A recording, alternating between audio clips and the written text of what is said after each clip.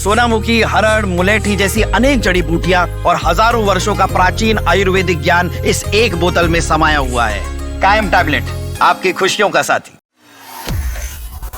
सालों से चले आ रहे रूस और यूक्रेन युद्ध को खत्म कराने की तमाम कोशिशें की गई। अमेरिका के राष्ट्रपति डोनाल्ड ट्रंप ने भी अपना पूरा दम लगा दिया, लेकिन बावजूद इसके रूस और यूक्रेन युद्ध खत्म होने का नाम नहीं ले रहा है। और जैसे जैसे ये युद्ध अब आगे बढ़ता जा रहा है, वैसे वैसे रूस के राष्ट्रपति व्लादिमीर पुतिन के तेवर तल्ख होते जा रहे हैं। और अब तो उन्होंने ऐसा ऐलान कर दिया जिससे पूरी दुनिया में हड़कंप मच गया। उन्होंने जंग ऐलान कर दिया है। उन्होंने साफ तौर पर कह दिया है कि वो पीछे नहीं हटने वाले हैं और उन्होंने सीधा यूरोप से भिड़ने की चेतावनी भी दे दी है। तो रूस के राष्ट्रपति ने क्या कुछ कहा है, चलिए जानते हैं इस रिपोर्ट में।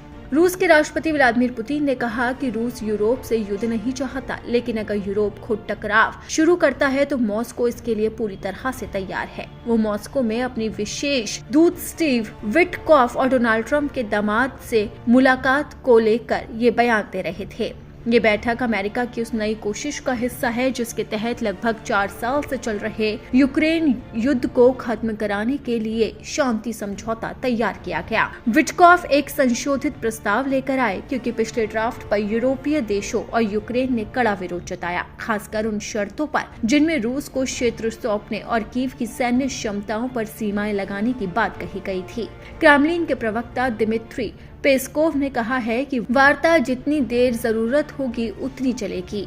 इसमें सिर्फ विटकॉफ, कुशनर और एक अमेरिकी दुभाषिया शामिल रहेंगे। पुतिन ने दोहराया कि यूरोपीय देश शांति वार्ता में अड़ंगा डाल रहे हैं। उनके मुताबिक यूरोप ऐसे मांगे जोड़ रहा है जो रूस के लिए बिल्कुल अस्वीकार्य है और उसके पास शांति का एजेंडा नहीं है, वो युद्ध के पक्ष में है।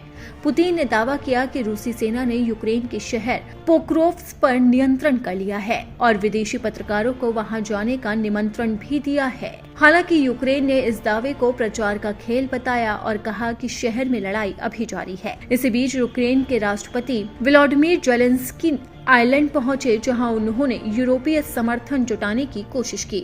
उन्होंने कहा कि अमेरिका किसी न किसी तरीके से युद्ध खत्म करने के लिए गंभीर कदम उठा रहा है, लेकिन किसी भी समझौते में सम्मानजनक शांति सुनिश्चित होनी चाहिए, न कि सिर्फ अस्थायी विराम।